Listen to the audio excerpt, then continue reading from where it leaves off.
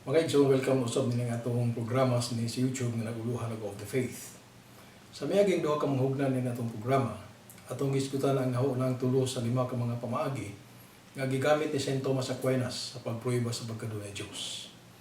Ang naunang tulo ka mga pamaagi sagad nga gitawag og mga cosmological argument, kung mga argumento gipasukan sa atong napalid-an diha sa universo ug gikan ini mohatod kanato ngadto sa pagkamao nga lunsay nga aktwalidad o pagkamao nga naglungtad sa iyang kaugalingon.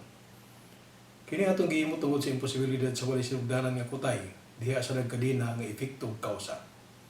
Ang unang argumento nagsukad diha sa lihok sa pagkausab sa mga butang nga mohatod kanato ngadto sa unang tigpalihok ug dili mausab nga pagkamao. Ang ikaduha nga argumento nagsukad gikan sa mahimong nga kausalidad nga mohatod nato ngadto sa unang kausa. Ug ang ikatulong nga argumento nagsukad gikan sa pagtungha ug pagkahanaw sa mga butang nga mohatod nato ngadto sa pagkamao nga mohatag og hingpit kasaysay sa pagkanaay mga butang nga wala magkuputya sa ilang kaugalingon sa iyong hinungdan sa ilang pagkanaa. Nini higayon na atong diskutan ang kaupat nga argumento ni Saint Thomas Aquinas nga iyang gigamit sa pagprueba sa pagkadunay Dios.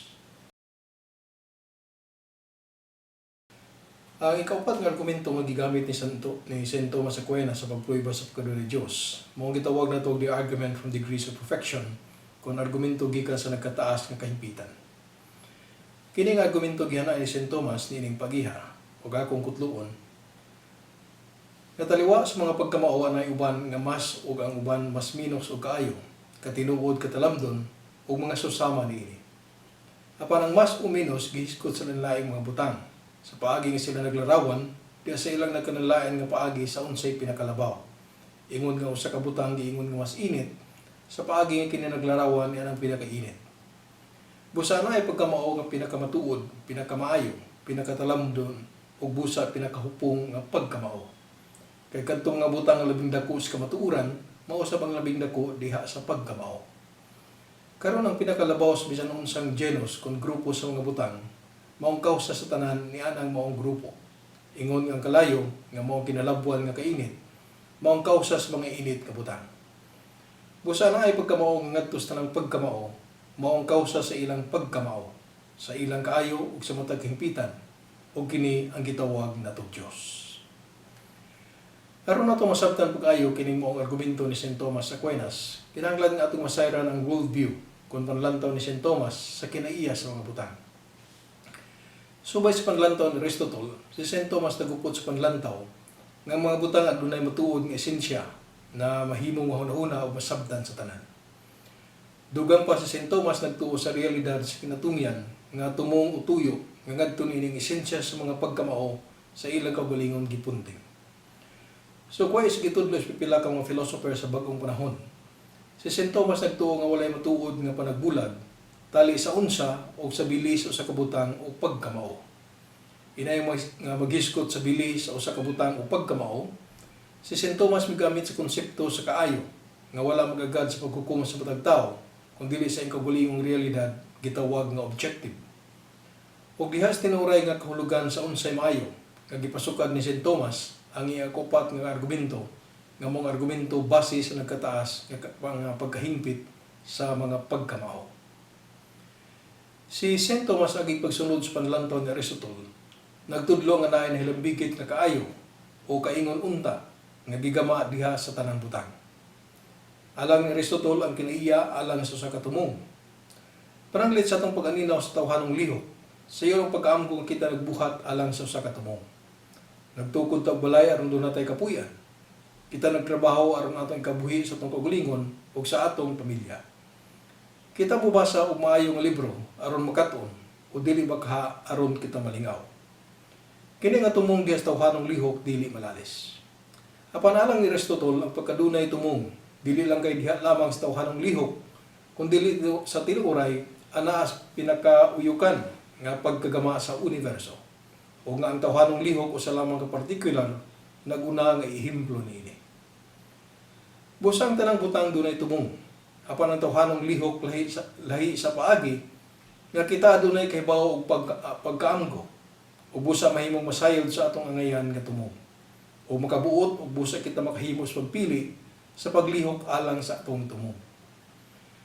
Pinasubay ni Aristotle miingon ang matag pagpatahom ug matag pagsusi o susama usab niini ang matag lihok ug paninguha gitumong alang sa maayo.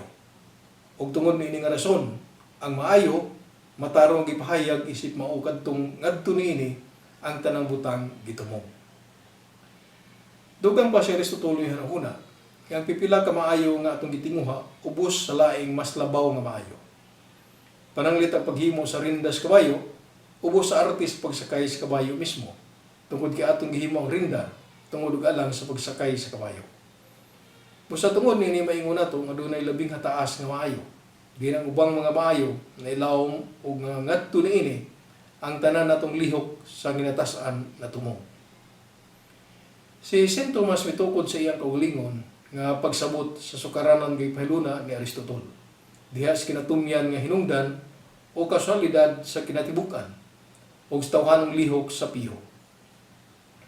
Si St. Thomas ipahayag nga ang esensya sa kaayo na langkob na ini, nga kini sa pipila nga paagi angay tinguhaon. Sa iyang pagingon nga angay nga tinguhaon, dili mo igipasabot ni St. Thomas ang unsay nasibu o nahaom sa pipila ka tinguha nga wala tuyuan nga atong gihuptan o bisan isip kinahanglan sa bisan unsa nga gitinguha sa tinuyuan nga paagi.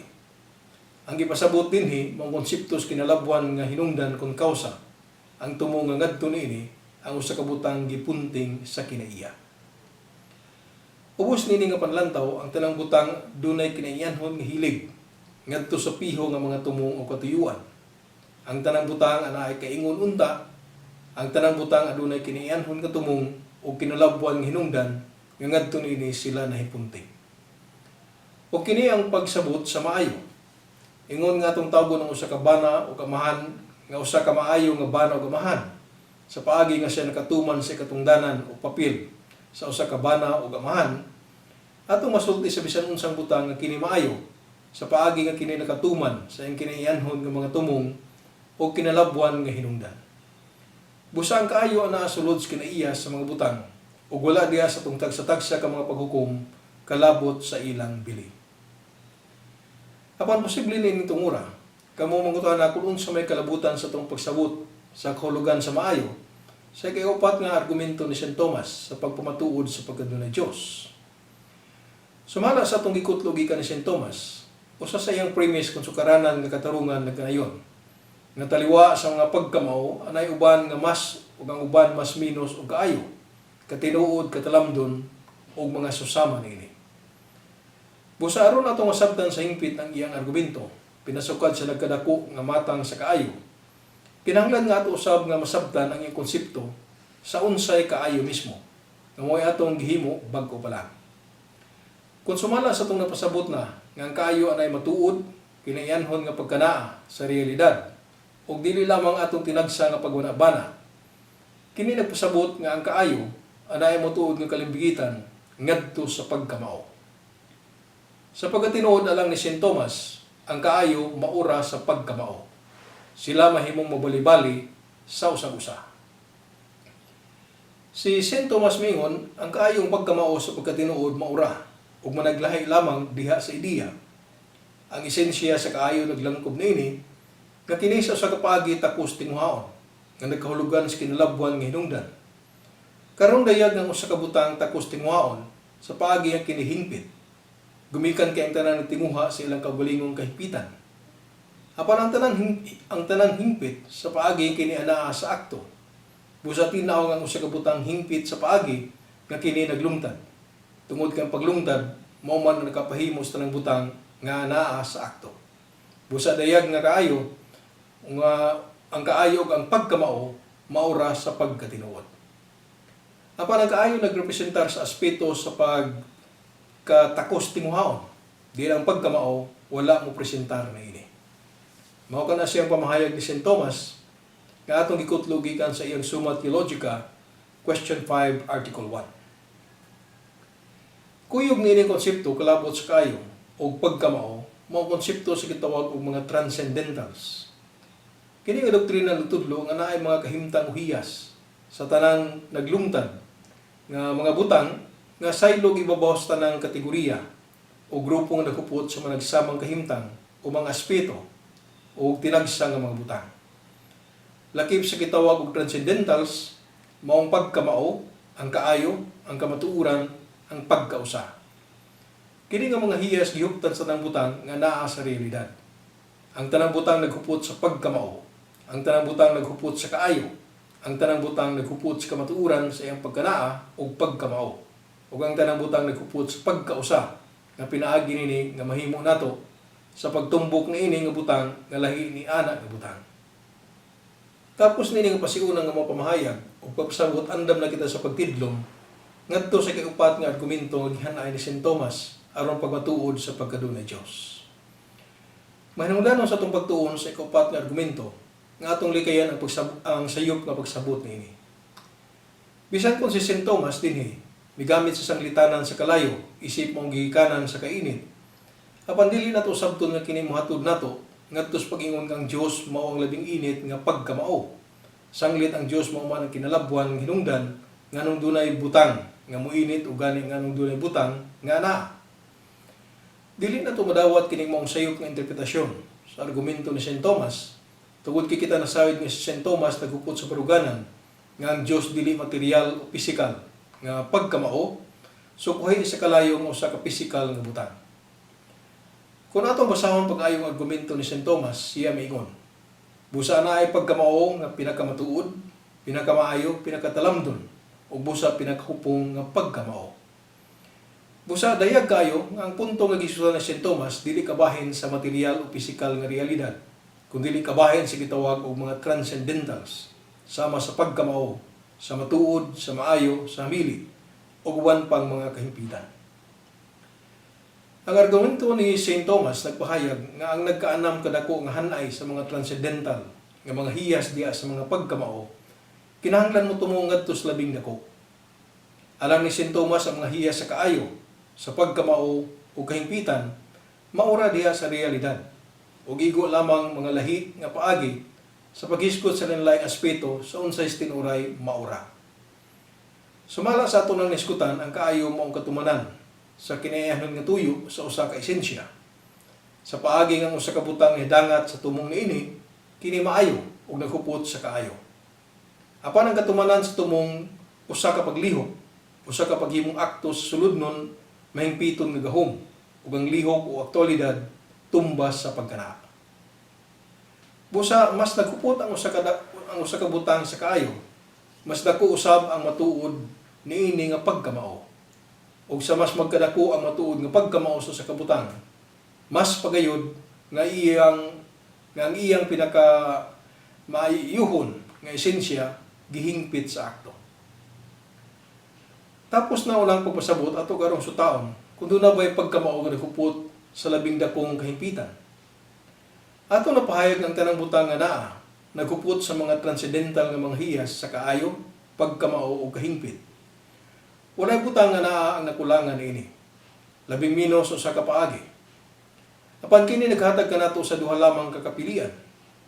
Mahimong ang tanang butang naghupot niini nga mga hiyas, isip kabahin gyud sa ilang esensya. O dili man gani ang tanang butang igo lamang miambit niini nga mga hiyas. Sa walay paglangkob kanila, ingon nga kabahin sa ilang esensya. Sa laing pagkasulti mahimong ang matag esensya, yano nga maura nga kaayo pagkamao kahingpit niini, o nga ang matag esensya nagkuha sa pagkamao kaayo kahingpit niini gikan sa gawas nga tinubdan. Aron nato masabtan nganong dili mahimo nga ang gihuptan nga kaayo pagkamao kahingpit sa mga butang nga labigit kay sa ilang esensya, ug busa moingon kita nga kini usa lamang kapag ambit niini nga mga transcendental nga mga hiyas atong gamiton ang ehemplo ang tao. Ang tao mahingpit lamang isip tao pinagis paghimong akto sa mga makahingpit nga tumong sa tawhanong esensya. Ana ay mga tao nga tungod sa pipila ka mga hinungdan na wala sila makatuman sa makahingpit katumong sa tawhanong kinaiya. Pananglit wala kayo nila gamitan ilang pangatarungan. Wala sila himsog nga relasyon sa ilang isikataw kung sila nagbuhat og dautan. Niini nga mga kaso ang tao nga hintungdan wala magpinabuhi sa kaupong isip tao. Kung kay wala man niya isa akto ang iyang kiniyanhong katakos isip tao. Samang ang agila nga dunay abilidad sa paglupad, mupili sa dili paglupad. Wala siya mapahimuho sa hingpit sa kinaiya niini isip agila. Apan sa laing bahin, ang matag tao sa paagi nga sila tao, naghupot sa tawhanong esensya. Samtang dunay ubang tao nga mahimong mas o minus kahingpit isip tao. Walay tao nga mahimong mas o minus nga tao. Walay tao nga naghupot sa mas minus nga tawhanong kinaiya. Apan kung ang kaayo pagkamao kahingpit, mauras tawhanong esensya, mugawas unta nga sila managsama sa kaayo pagkamao o kahingpit. Busa tungod kay ang matag tawo maghupot man sa managlahi nga kaayo pagkamao o kahingpit, kini nagpasabot ng tao igo lamang nga miambit niini nga mga transcendental nga mga hiyas. Kini matuod dili lamang sa tao, kundi matuod usab sa tanang butang. Sa laing pagkasulti ang limitado, dunay kinutuban nga mga pagkamao nga naghupot sa kaayo, pagkamao kahingpit sa limitado nga paagi. Kinahanglan nga mukuha sa ilang kaayo, pagkamao kahingpit, gikan niya ng pagkamao nga naghupot niini nga mga hiyas sa litunganay nga paagi ug maura sa iyang mismo nga esensya.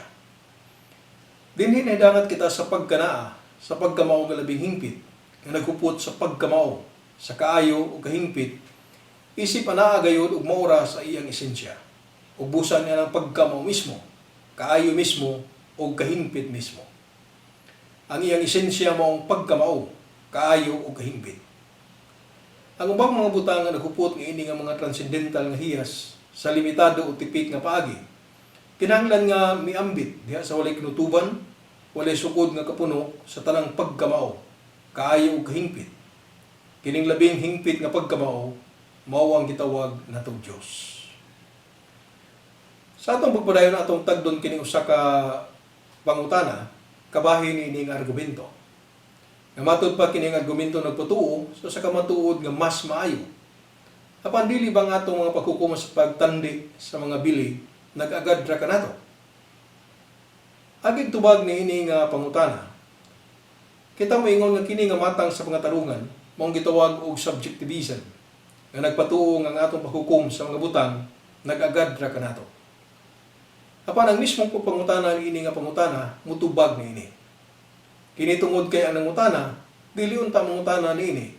Gawas kun siya naghunaw na nga mas maayong paghimo sa ingon kaysa dili pagpangutana o nga mas maayong pagpangita sa matuod nga tubag kaysa dili pagpangita niini. Maurang mahimo kita makasultig subjectivism apan dili nato kini makinabuhi. Karon nato sumadahon ang mga argumento ni St. Thomas nga ato nang nalatid sa unahan. Una nga ato napanid-an sa itong palibot nga ang mga butang nagkalahi diha sa pila ka paagi. O atong gianhay ubang mga butang sumala sa mas o minus. Kini nagpasabot nga ato silang gihuna-huna sa ilang gilayon sa kahingpit o sa kahiyas o pagkamao. O sa ato paglantaw sa kaayo sa mga butang, kabahin ini ang may labot sa unsa sila sa ilang yanong nga pagkamao. O atong ilang ang pagkamao mas maayo kaysa walay pagkamao. Nga ang dunay panabot mas maayo kaysa wa. O sa atong giilang ang atong pagkamao mas hingpit kaysa bato, sa tanom o bisan sa mga mananap. Kung kini nga ang sa kahingpit may tungod sa pagkamao o ang pagkamao diha sa mga butang na dawat gikan sa lain, nandun na gyoy labing hingpit nga pagkamao. Ang gigikanan ug sukdanan sa tanang kahingpitan o kini nga pagkamao ang gitawag nato og Dios. Mga igsoon, mao kato siya nga atong ipaambit kaninyo nga ikaupat nga argumento ni St. Thomas Aquinas nga iyang gipasukan diha sa kahingpitan sa mga butang nga ato makita diha sa atong palibot. Hinaot ako nga kini nakatabang kanato sa pagpalawom sa atong pagtuo kabahin sa pagkadulay Dios. Daghang salamat.